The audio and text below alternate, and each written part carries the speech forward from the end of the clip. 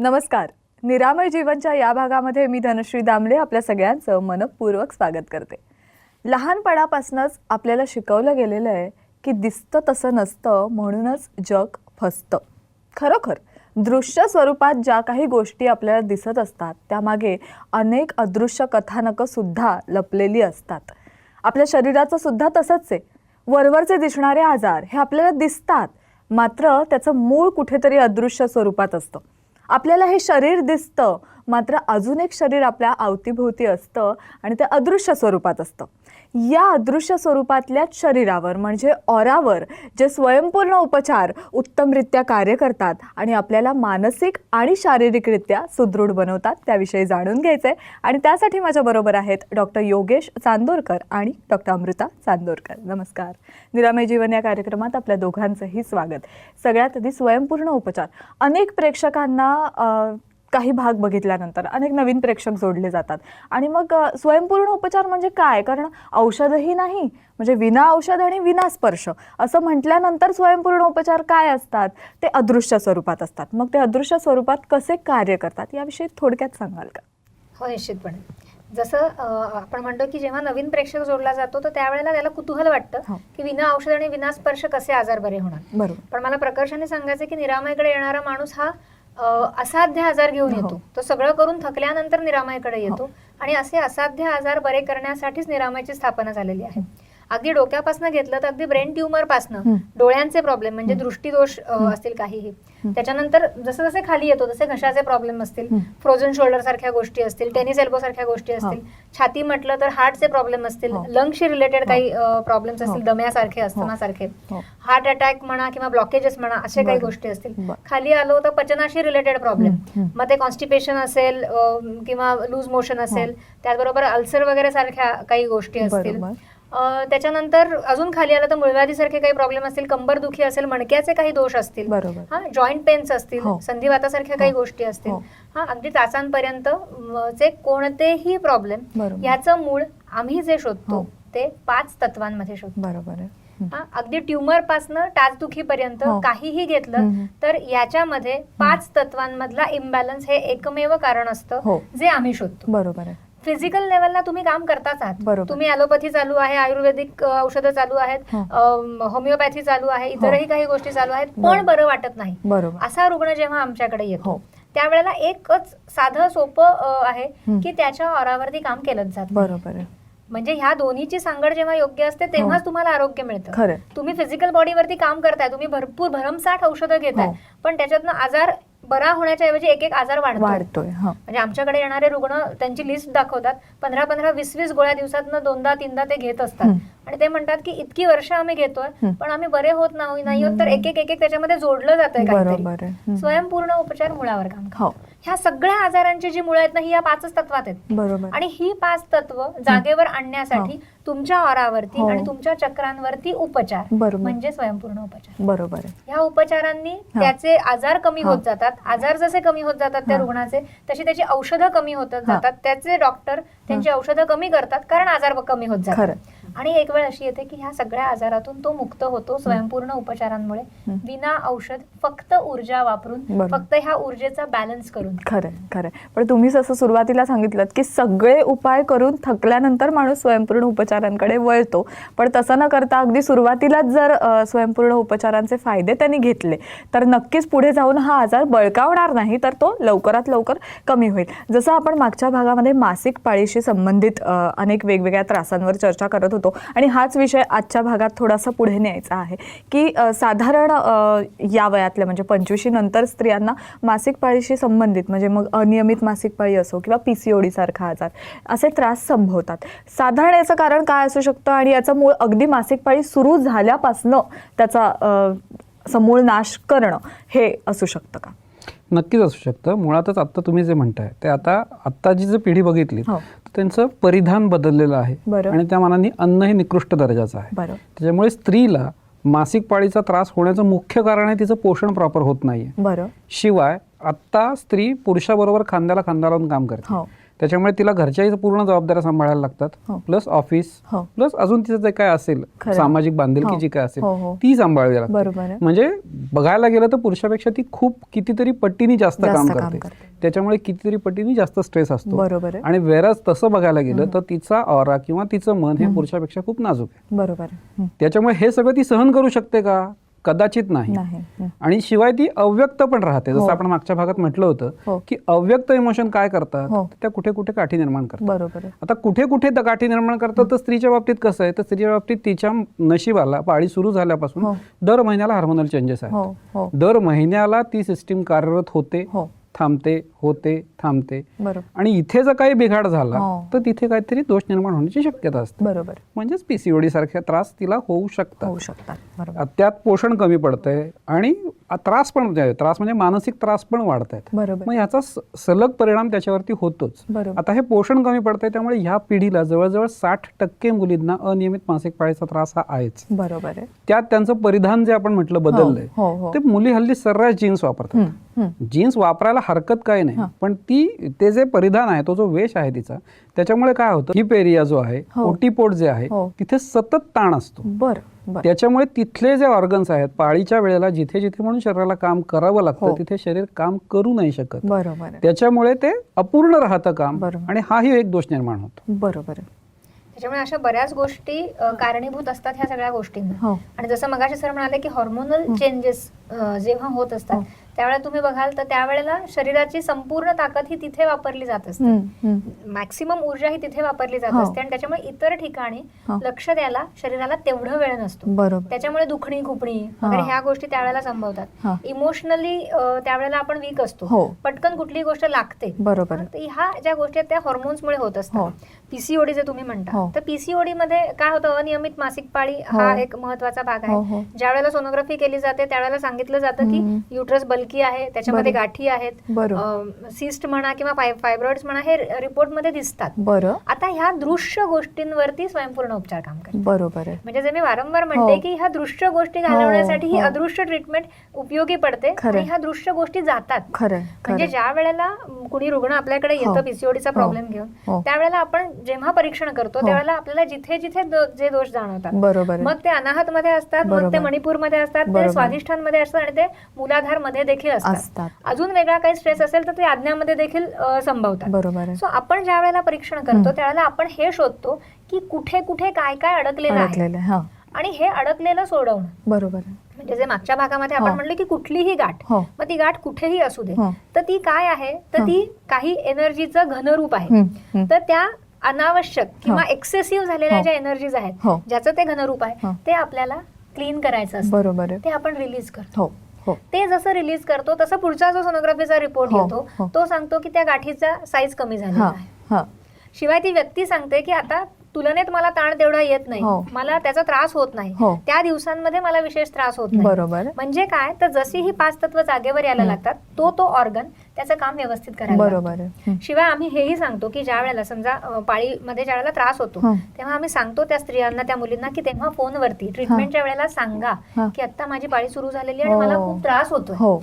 कारण कसं असतं, रेग्युलर ट्रीटमेंटमध्ये आता तुम्ही ज्यावेळेला रुग्ण म्हणून येता तेव्हा परीक्षण केलं जातं आणि त्यानुसार ट्रीटमेंट ठरते. बरोबर. ही रेग्युलर ट्रीटमेंट रोज आमचे जे कोणी उपचारक आहेत ते करणार आहेत. डॉक्टरांनी तो एक प्रोटोकॉल लिहून दिला, ही ट्रीटमेंट रेग्युलर होणार आहे. पण जेव्हा त्रास वाढतो, म्हणजे पाळी जेव्हा सुरू होते तेव्हा त्रास वाढतो, दिलेली एनर्जी त्या वेळेला कमी पडते. म्हणून जर त्या रुग्णाने त्याला सांगितलं फोनवर की बाबा हे आता असं असं होत आहे आणि माझा त्रास थोडा जास्त आहे, मग आपल्याकडनं सांगितलं जातं की एखादी ट्रीटमेंट जास्त घ्या. बरोबर. किंवा 5 मिनिटाच्या वेळेला सांगितलं जातं की तुम्ही आता 10 मिनिटं बसा, आपण थोडीशी जास्त ट्रीटमेंट करू. त्याच्यामुळे काय होतं, जास्त ऊर्जा मिळाल्यामुळे ते जे वाढीव काम आहे त्याला देखील ऊर्जा मिळते आणि इतर गोष्टींना देखील ऊर्जा मिळते, आणि त्यामुळे त्रास होत नाही. बरोबर. कारण हल्ली बसता कुणालाच येत नाही. पूर्वी जे 4 दिवस बाजूला बसायचे होते तर त्यावेळेला विश्रांती मिळायची, ती दिली जायची त्या स्त्रीला. आता ते शक्य नाही. आणि त्यावेळेला जे तुमचं काम होतं त्याच्यामुळे तुम्ही वीक होत जाता. हा साठवून ठेवलेली जी एनर्जी असते ती तुम्ही तिथे वापरता, आणि त्याच्यामुळे तुमचं साठवणूक जी कमी होत जाते त्यामुळे पुढे जाऊन तुम्हाला त्रास जास्त होतो. बरोबर आहे. त्याच्यासाठी हे आपण सांगतो. बरोबर. पीसीओडीचे प्रॉब्लेम्स आपल्याकडे पूर्ण बरे होतात आणि मागच्याला मी जसं म्हटलं पीसीओडी मुळे इनफर्टिलिटी सारख्या गोष्टी देखील संभवतात. तर तिथपर्यंतच्या सगळ्या केसेस आपण बऱ्या करू शकतो, केलेल्या आहेत. एक अनुभवही आहे तसा, तो आपण बघू आणि मग त्यावरती अजून बोलू. बरं, नक्कीच. आधी आपण हा पीसीओडीशी संबंधित अनुभव पाहूया. नमस्कार, माझं नाव आहे प्रियांका सचिन शिंदे. मी भांडूपवरून बोलते. मला पीसीओडीचा प्रॉब्लेम आहे. माझ्या लग्नाला जवळजवळ 13-14 वर्ष झाले. पहिली मुलगी मला 5 वर्षानंतर झाली. कंटिन्युअस ट्रीटमेंटमुळे कंटिन्युअस फॉलिकल स्टडीज, इंजेक्शन्स हे झाल्यानंतर मला 5 वर्षानंतर एक मुलगी झाली. आणि मुलगी झाल्यानंतर जेव्हा 3 ते 4 वर्षांनी मी सेकंड चान्स घ्यायचा ठरवलं. माझे डॉक्टर आहेत तिथे गायनॅक, त्यांच्याकडून मी ट्रीटमेंट घेऊन पहिली माझी गर्भधारणा राहिली 2015मध्ये. 2015मध्ये जेव्हा गर्भधारणा राहिली, मला असं समजलं, तेव्हा मी फर्स्ट सोनोग्राफी मी करायला गेली. तेव्हा असं समजलं की त्याला हार्टबीट्सच नाही आहेत. त्याला बोलतात मिस अबॉर्शन. हे मिस अबॉर्शन झालं माझं 2015मध्ये. परत 2018मध्ये मी माझी second pregnancy, in fact third pregnancy राहिली. थर्ड प्रेग्नेन्सीमध्ये सेम इश्यूज, परत ते same miss abortion. First sonography केली तेव्हा मला समजलं की त्याला हार्टबीट्सच नाही आहेत. तर ह्या 2 मिस अबॉर्शन मला झाले. 2018मध्ये सेकंड मिस अबॉर्शन झाल्यानंतर इमिजिएट मला फोर्थ प्रेग्नेन्सी राहिली. ह्या फोर्थ प्रेग्नेन्सी राहिल्यानंतर जे सेम सिम्पटम्स मला आधी 2 प्रेग्नेन्सीमध्ये झालेले, लाईक ब्लिडिंग होत होतं, ते सेम सिम्पटम्स मला परत दिसू लागले. मी इमिजिएट डॉक्टरांकडे गेली, डॉक्टरांना भेटली. तेव्हा डॉक्टर म्हणाले की असं चान्सेस आहेत की पहिले जे 2 केसेस झाल्या ह्या थर्ड वेळेला पण तेच होणार आहे. मग घरी आली, जेव्हा मी सासूबाईंशी डिस्कस केलं, तर सासूबाई ऑलरेडी त्यांच्या निरामयची ट्रीटमेंट घेत होता आणि त्यांना बऱ्यापैकी फरक होता. तर त्या इमिजिएट म्हणाल्या की आपण निरामयमध्ये भेट घेऊया, निरामयमध्ये जाऊन भेटूया. तर मी म्हटलं हो ठीक आहे, आपण जाऊन भेटूया दुसऱ्या दिवशी. तर ट्रीटमेंट घ्यायलाही स्टार्ट केली आणि त्याच्यानंतर इमिजिएट माझी ऑलरेडी डॉक्टरांकडे ट्रीटमेंट चालू होती. डॉक्टरांनी मला सांगितलं, तुम्हाला 7 ते 8 दिवस तुम्हाला कम्प्लिटली बेड रेस्ट घ्यावा लागेल, तुम्हाला हॉस्पिटलाइज्ड व्हावं लागेल. तर मी हॉस्पिटलाइज झाली. ह्या जे 7 ते 8 दिवसामध्ये जवळजवळ त्यांनी मला मॅडमने सांगितलेले की तुम्ही 2-2 तासांनी ट्रीटमेंट घ्या. ह्या सगळ्या गोष्टी 5 ते 6 दिवस झाल्या. 5 ते 6 दिवसानंतर जेव्हा माझी सोनोग्राफी करायची वेळ आली आणि इवन डॉक्टरांची ट्रीटमेंट पण चालू होती, जेव्हा सोनोग्राफी करायची वेळ आली, सोनोग्राफी करायला गेली आणि रिपोर्ट्स एकदम प्रॉपर आले, रिपोर्ट्स एकदम छान आले, बाळ एकदम व्यवस्थित होतं, काही प्रॉब्लेम नव्हते. जो इश्यू होता, जे माझं ब्लिडिंग होत होतं, ते पण बऱ्यापैकी म्हणजे निघून गेलेलं. हे सगळं प्रॉब्लेम हे झालेले. सो कंप्लीट 9 मंथ्स ट्रीटमेंट घेतल्यानंतर एक हेल्दी बाळ जन्माला आलं. जेव्हा डिलिव्हरी झाली त्याचं वजन 4.5 किलो होतं. डॉक्टरांना स्वतः एक मिरॅकल झाल्यासारखं झालं. डॉक्टर स्वतः येऊन मला भेटले, अरे वा, एकदम छान बेबी आहे तुमचं. सो हे फक्त निरामयमुळे शक्य झालं. So thank you.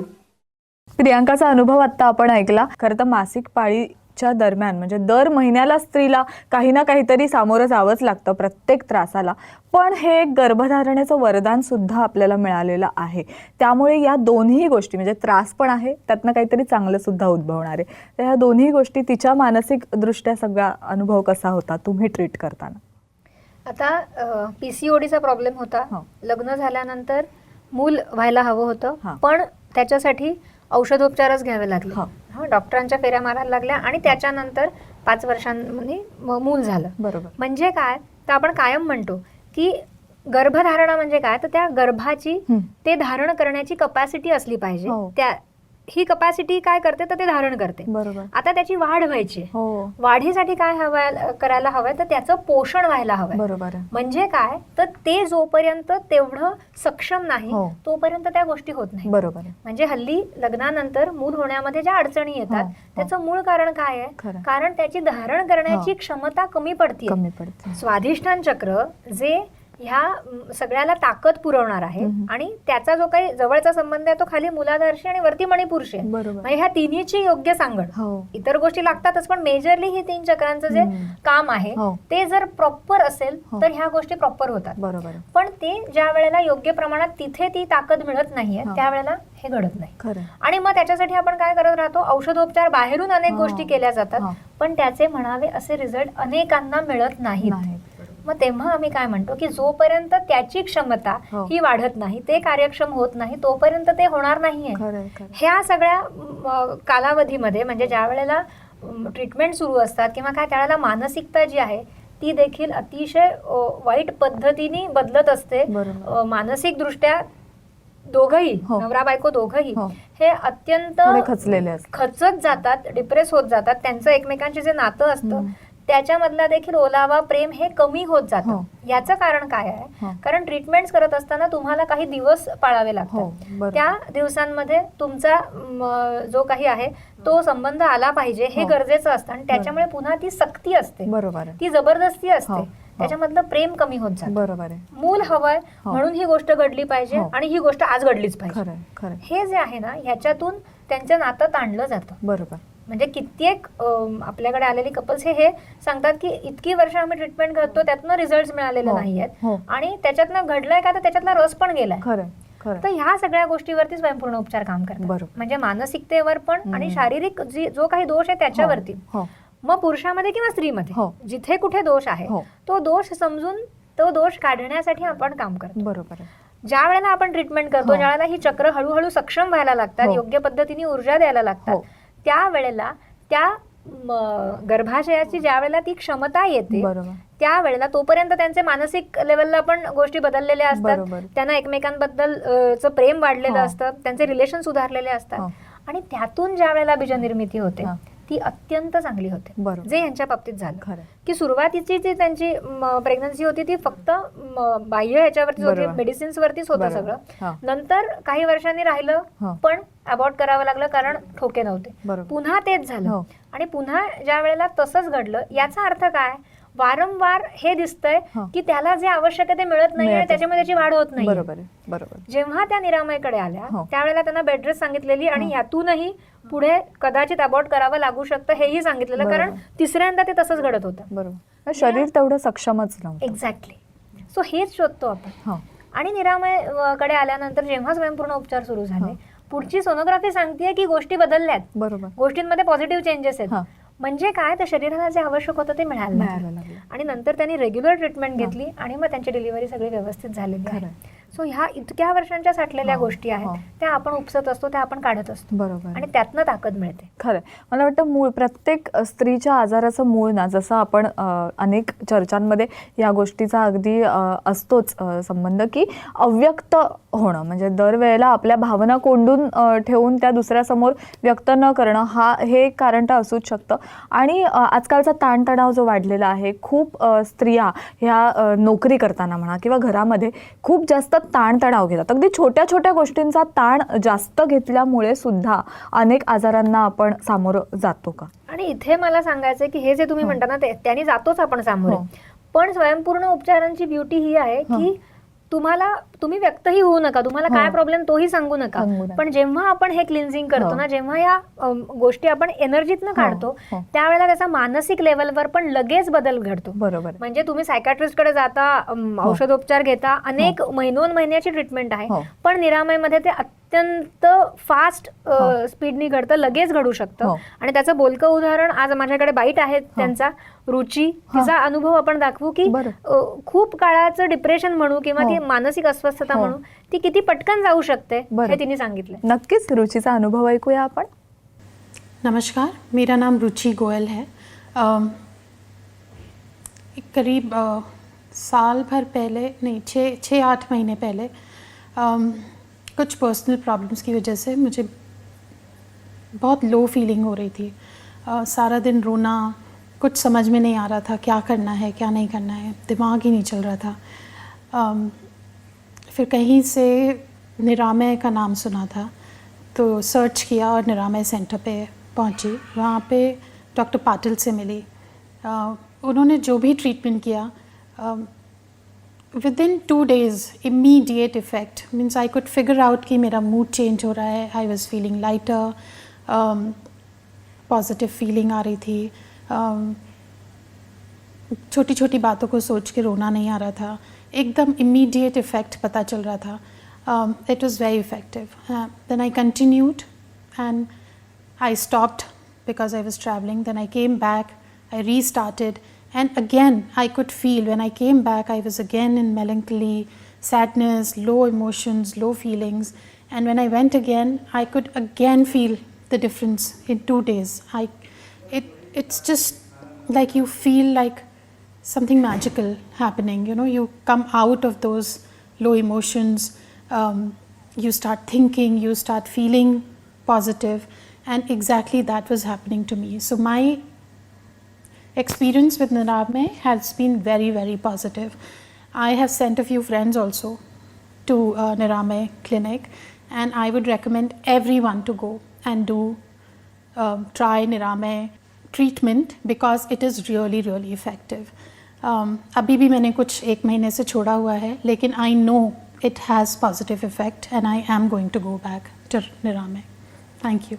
खरोखर रुचीचा अनुभव ऐकल्यानंतर असं वाटतं की आपण कितीतरी जण छोट्या छोट्या गोष्टींचा ताण घेतो आणि मग ते डिप्रेशन सारख्या अतिशय गंभीर आजारामध्ये त्याचं रूपांतर होऊ शकतं. काय सांगा?